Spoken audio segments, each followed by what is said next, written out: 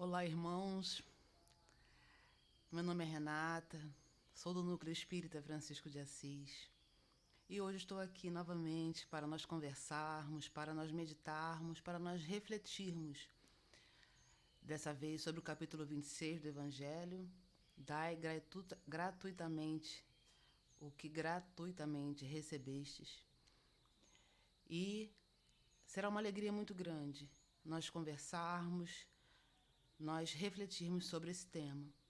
Que todos se sintam amparados, se sintam amorosamente abraçados pelos companheiros da Casa de Francisco, por esses benfeitores que tanto nos amam. Então, como sempre fazemos, ao iniciar um trabalho, nós vamos ler uma página de preparação. E dessa vez, a página é uma página de Emmanuel, que ditou ao médium Chico Xavier o livro que está no livro Seara dos Médiuns. A página é Pedidos e diz assim: não peças aos amigos espirituais para que te rasguem um veio de ouro. A fortuna imerecida pode sepultar-te o coração na cova da preguiça. Não peças aos benfeitores da vida maior para que sejas conduzido ao leme do poder. A autoridade inoportuna pode encurralar-te no fogo da violência.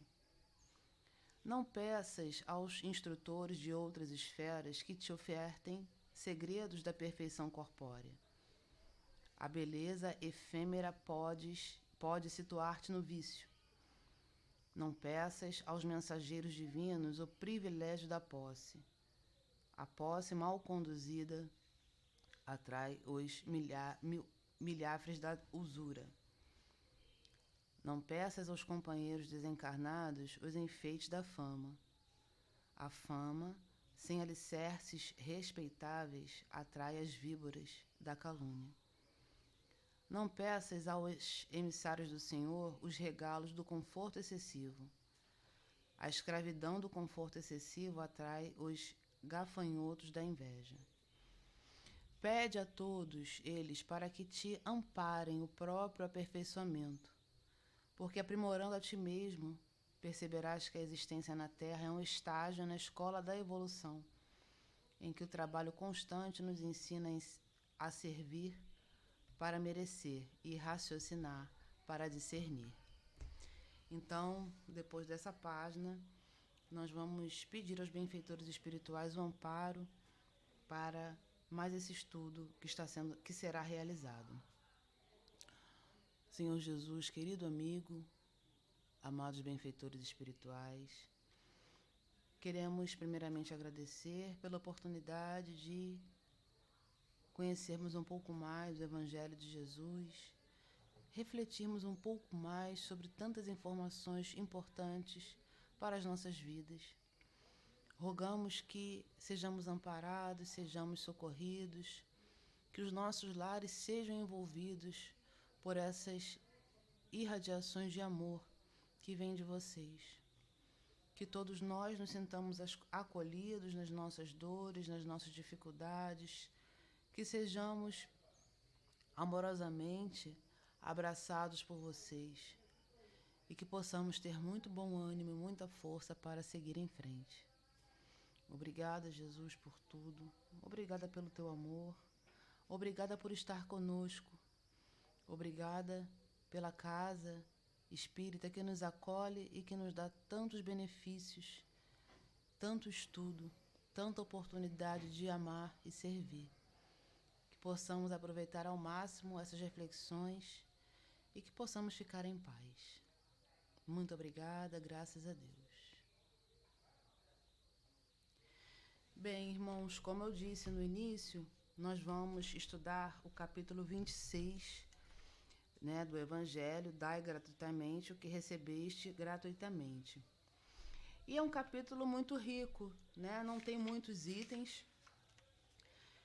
Fala sobre o dom de curar, fala sobre preces pagas, fala sobre os mercadores expulsos do templo e a mediunidade gratuita. Então, assim, é muito importante que nós, antes de falarmos conversarmos em si sobre a mediunidade, só para nós nos situarmos, né? Eu sempre gosto de ressaltar o que a doutrina espírita nos oferece de entendimento. Então, vamos lá, né? Os preceitos da doutrina que nós aprendemos, que nos faz ampliar muito o nosso pensamento, o nosso raciocínio, nos dá um entendimento, uma razão, né, para nós estarmos aqui e termos essas oportunidades que a vida nos oferece de crescimento. Então, vamos lá. A doutrina, o que ela nos oferece como entendimento de Deus, né? Fala da sua existência, da sua justiça e misericórdia.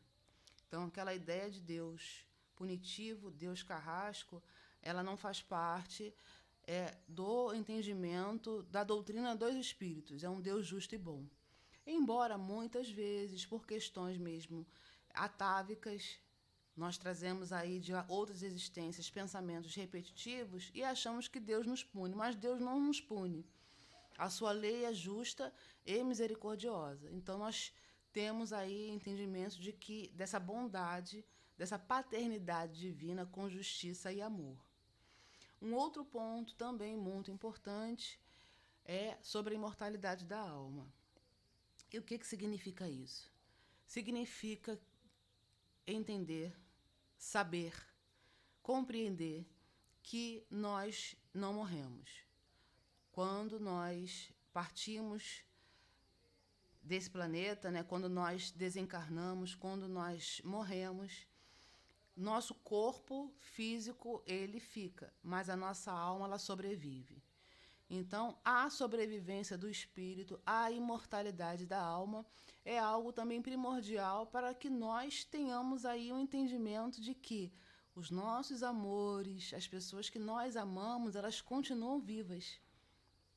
E é altamente consolador isso, né? Saber que quem a gente ama não se perde. O amor que a gente sente não se perde, né? As pessoas continuam fazendo parte do nosso sentimento e, quando for permitido, haverá um reencontro, né? Então, assim, é muito importante também nós nos situarmos dentro desse aspecto da doutrina espírita, da imortalidade da alma, do que ela nos oferece.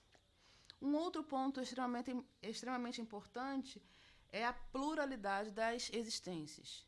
Então, assim como nós entendemos a justiça de Deus, da imortalidade da alma, que nós não morremos, nós também estudamos, compreendemos e, através do raciocínio e da lógica, conseguimos compreender que nós também retornaremos a esse planeta, a outros planetas, aonde Deus permitir e aonde for necessário ao nosso aprimoramento e ao nosso crescimento. Então, imaginem, né? Nós que hoje sentimos a perda dos entes queridos, sentimos essa separação momentânea, temos a certeza de que estaremos juntos enquanto desencarnados e também poderemos estar juntos quando reencarnarmos em outros corpos, em outras famílias e aí em outras oportunidades, né, que a vida vai nos oferecer.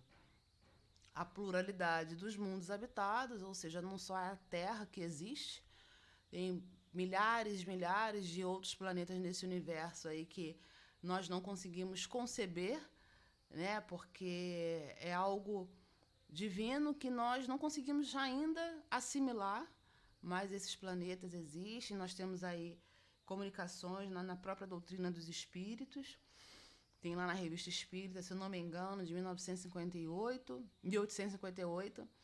que tem a comunicação de Mozart, né, habitante do planeta Júpiter, e dá descrições detalhadas desse planeta. Então, e que não é o planeta mais evoluído, né? É o que coube a gente ainda saber. E entrando no nosso tema, tem aí a comunicabilidade com os espíritos. Aí a gente vê aí que a doutrina é extremamente rica. A própria codificação, ela ocorreu desta forma, né? Os espíritos superiores dando as mensagens, e Allan Kardec, né, como um professor, como cientista, como uma pessoa que entendia muito bem, sabia fazer isso, organizou todas essas informações, fez as perguntas, né, que ele entendia que eram as perguntas, para nos esclarecer de onde a gente veio, quem a gente é, de onde a gente veio, para onde a gente vai. Então, Kardec organizou todo esse material no Pentateuco, né, que é o Livro dos Espíritos, o Evangelho segundo o Espiritismo, o Livro dos Médiuns, a Gênese e Obras Póstumas.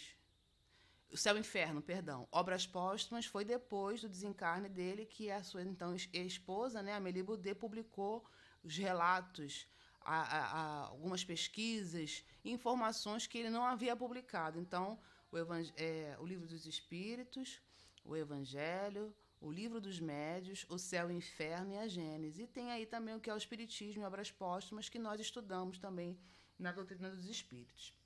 Então, o que Kardec veio trazer para a gente? Alguma novidade? A comunicação com os espíritos, essa comunicabilidade com os espíritos é uma novidade? Chico Xavier trouxe aí 412 livros, recebeu, né, mediunicamente 412 livros, entre histórias, entre romances, mensagens, comprovando essa comunicabilidade com os espíritos, a imortalidade da alma. E a mediunidade, ela não é, que a gente chama, né, o que é essa mediunidade? É nós sermos intermediários dos espíritos para trazer essas informações. Ela não é algo restrito à doutrina dos espíritos, muito pelo contrário.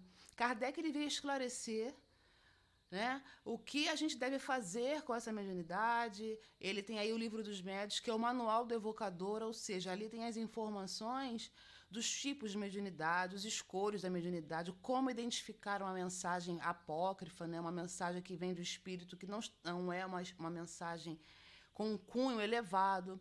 Vem dizendo ali todos os porquês, e é muito interessante, né, vale muito, muito a pena. Aliás, quem quiser, eu estou até antecipando, né, o roteiro que eu fiz, o estudo é primordial para nós entendermos o que fazer com essa mediunidade. Então, voltando ao nosso assunto, essa mediunidade, ela sempre existiu. Moisés recebeu lá os 10 mandamentos mediunicamente. Jesus curou enfermos, né? Tem aquele caso muito famoso da mulher que tinha hemorragia há vários anos, há 9 anos, e quando ela toca nas vestes dele, ele fala, uma virtude saiu de mim. Então, uma cura foi realizada ali com os fluidos, né, que ele tinha de cura naquela época. Os próprios apóstolos, Pedro, depois que ele se transformou, né, falava que até a sombra dele curava. Nós tivemos aí Joana d'Arc, essa grande missionária que libertou a França, né, que veio aí com essa missão. Ela falava diretamente com os espíritos. Santa Maria dos Anjos, tinha aí, eram 3 espíritos que orientavam. E depois, né, ela se tornou guia de Leon Denis, que era o espírito azul, que também tem aí nas obras dele esclarecendo.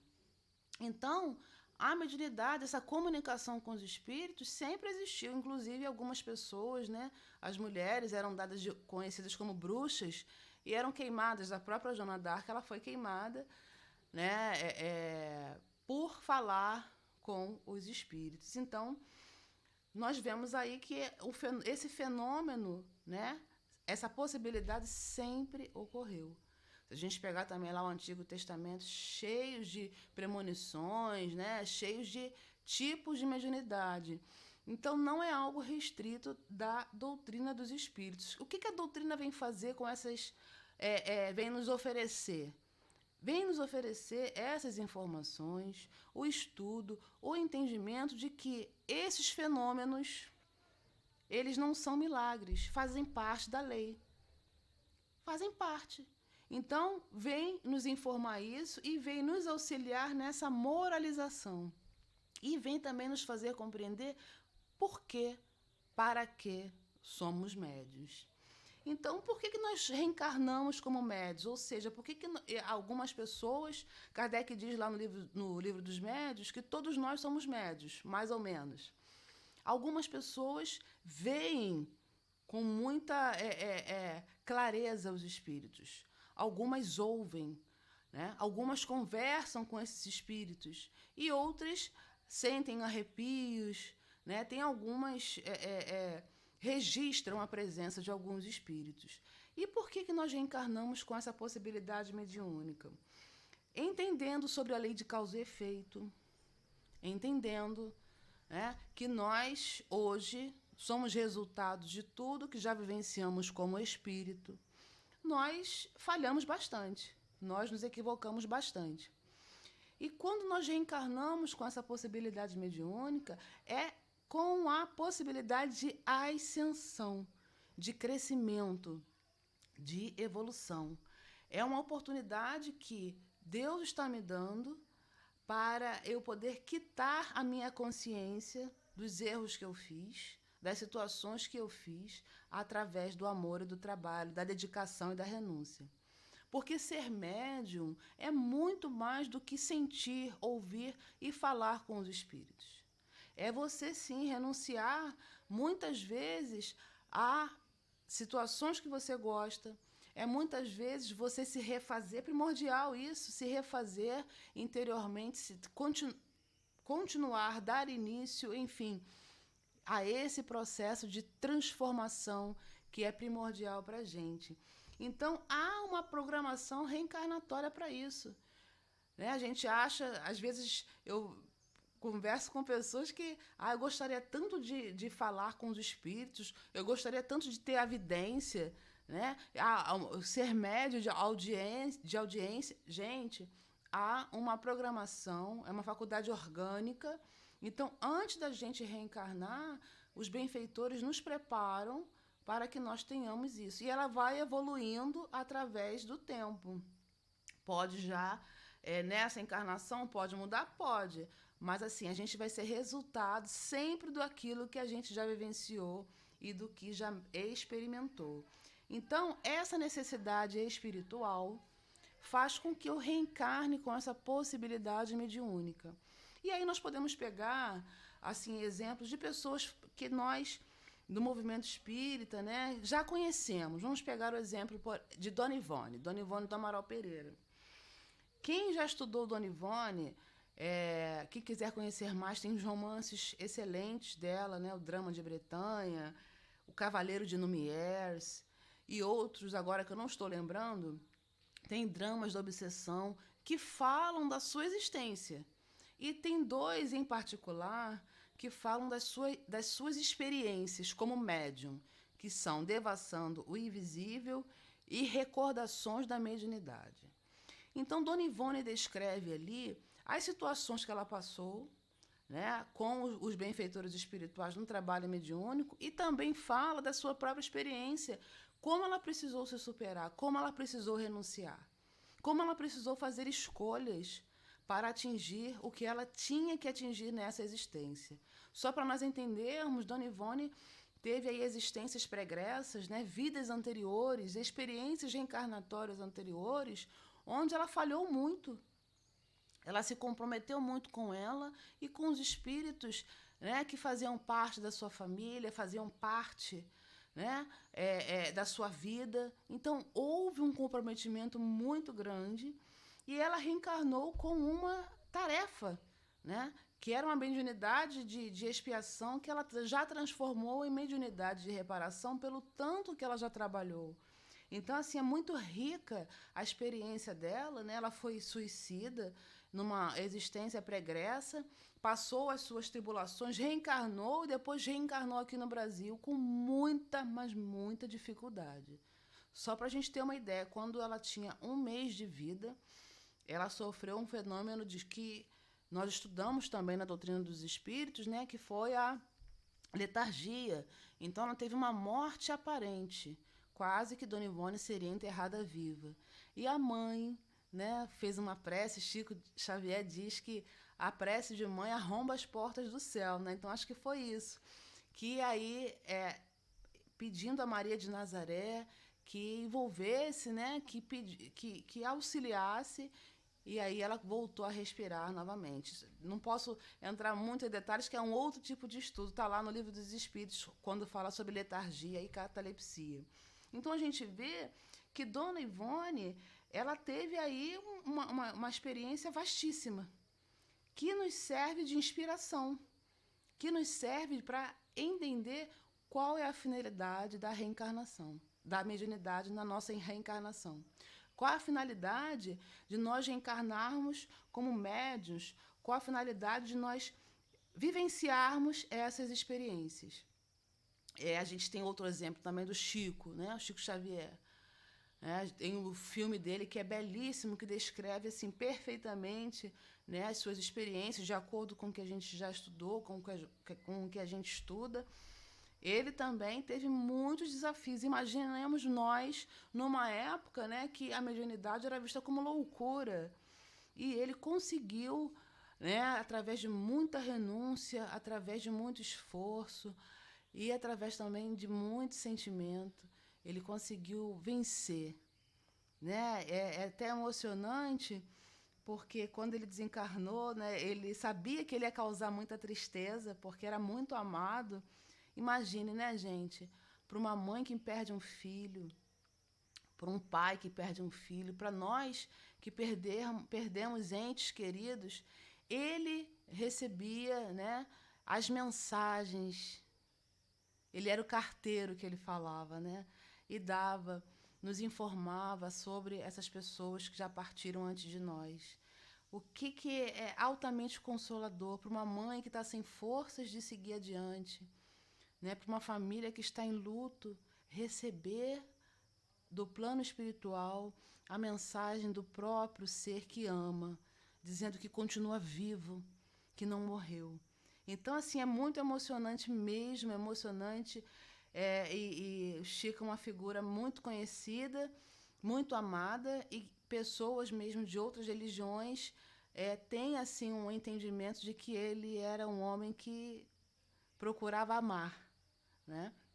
Então, foi uma oportunidade que ele teve de servir, de ser útil, e é muito bonito que Joana de Ângeles, assim que ele desencarnou, no dia feliz, né, que foi quando o Brasil foi pentacampeão, imagine, o Brasil todo em festa, o Chico desencarna. Aí a gente fica aquele dilema, né? Nossa, estou tão feliz, porque o Brasil é pentacampeão, a gente que o brasileiro, né, que de uma forma geral ama muito futebol, e Chico desencarna naquele dia.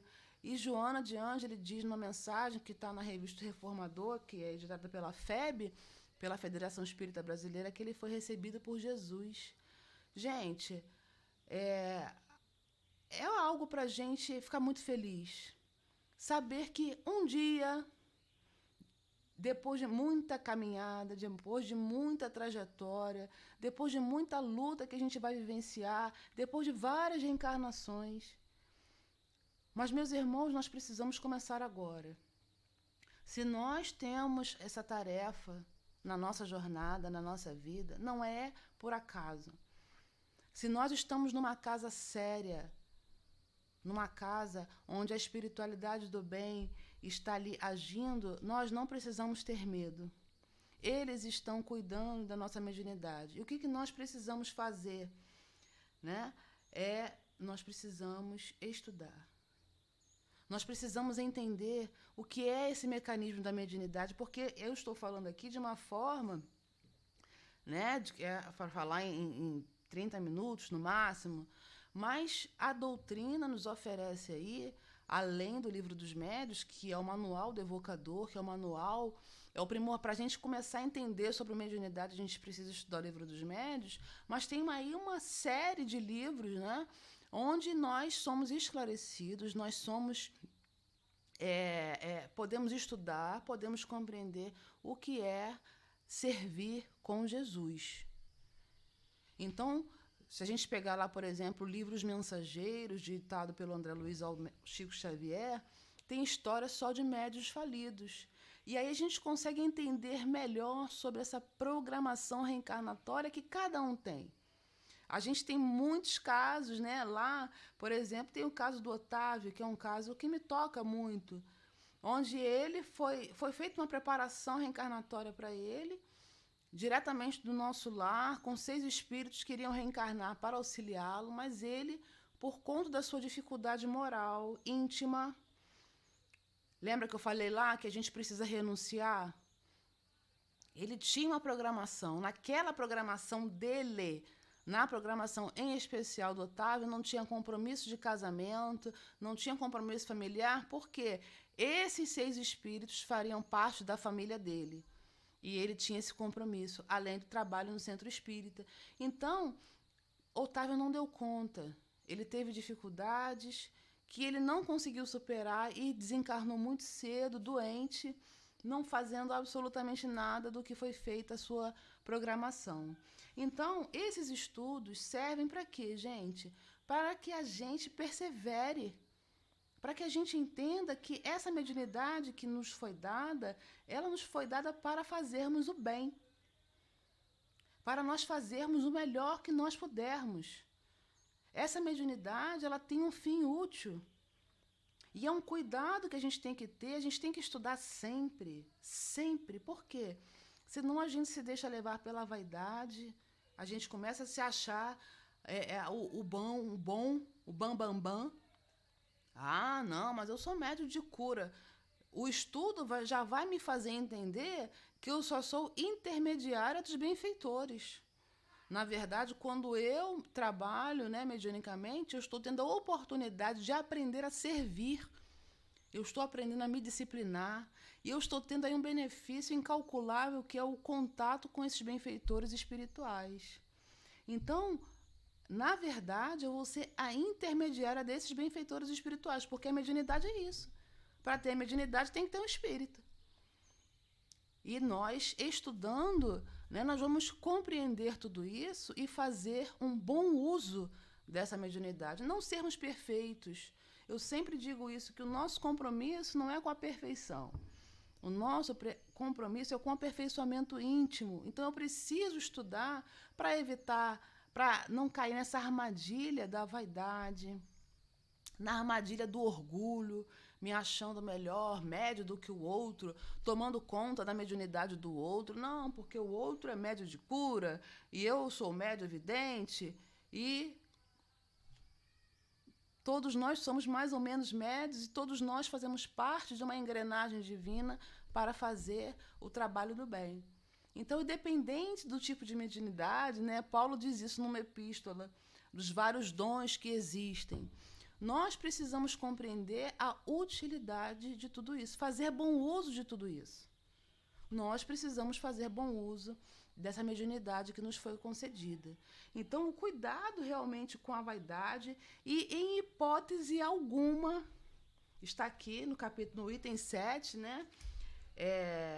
A mediunidade gratuita, jamais, em hipótese alguma, ocorrer algum tipo de cobrança. Isso não é mediunidade com Jesus. Não é mediunidade com Jesus.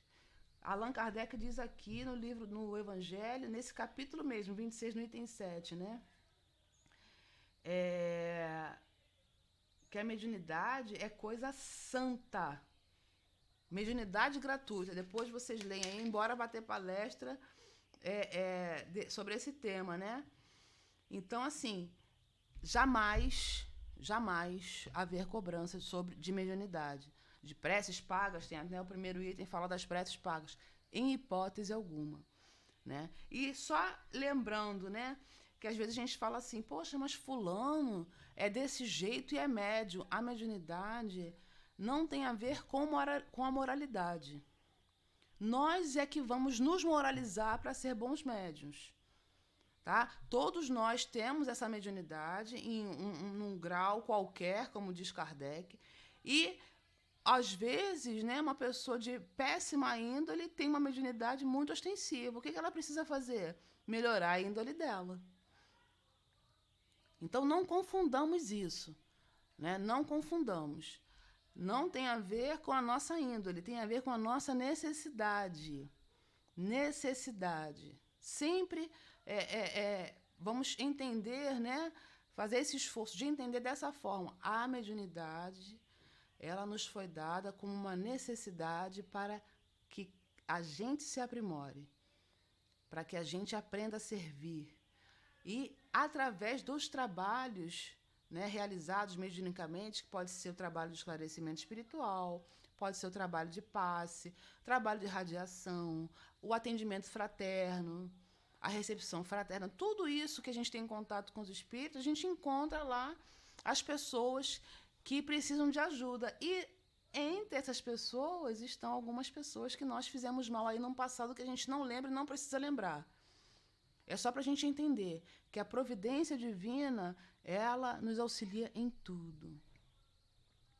Então, meus irmãos, jamais desistir. Jamais desistir. Ah, mas eu tenho muita dificuldade. Jesus conta com a gente, do jeito que a gente está, porque Ele sabe, conforme a gente for se aprimorando, se habituando, a gente se esforçando, a gente vai se transformar. Essa é a proposta. Ninguém pode esperar ser bom para trabalhar mediunicamente. A gente precisa trabalhar mediunicamente para um dia ser bom. Não ser perfeito, porque na nossa condição não tem como a gente pensar nisso, nessa perfeição. Nós estamos na escala espírita, lá na terceira ordem de espíritos imperfeitos. Então, estamos a caminho, mas é necessário que nós comecemos agora. E começando agora, mesmo com as dificuldades, então, quando a gente começa a trabalhar mediunicamente, dá muita preguiça, às vezes a gente se desarmoniza. Ah, então eu estou assim, não vou trabalhar, não. Precisa ir à casa espírita, precisa ir, porque é lá que a gente vai se reharmonizar, vai adquirir forças, bom ânimo, mas é necessário que a gente queira, realmente e entenda que a mediunidade ela foi dada para a gente crescer. Então, que todos nós nos apoiemos nesses espíritos. Chico Xavier, Dona Ivone, o Divaldo, que continua aí até hoje fazendo palestras, um trabalho incansável de divulgação e de amor ao próximo, né? Aquela Mansão do Caminho e outros espíritos, gente. A gente conhece esses, mas tem muitos espíritos anônimos, né, que conseguem compreender, já entendem, já compreendem o objetivo da mediunidade e como faz bem trabalhar no bem, como é bom ser bom. Então, vamos unir os esforços,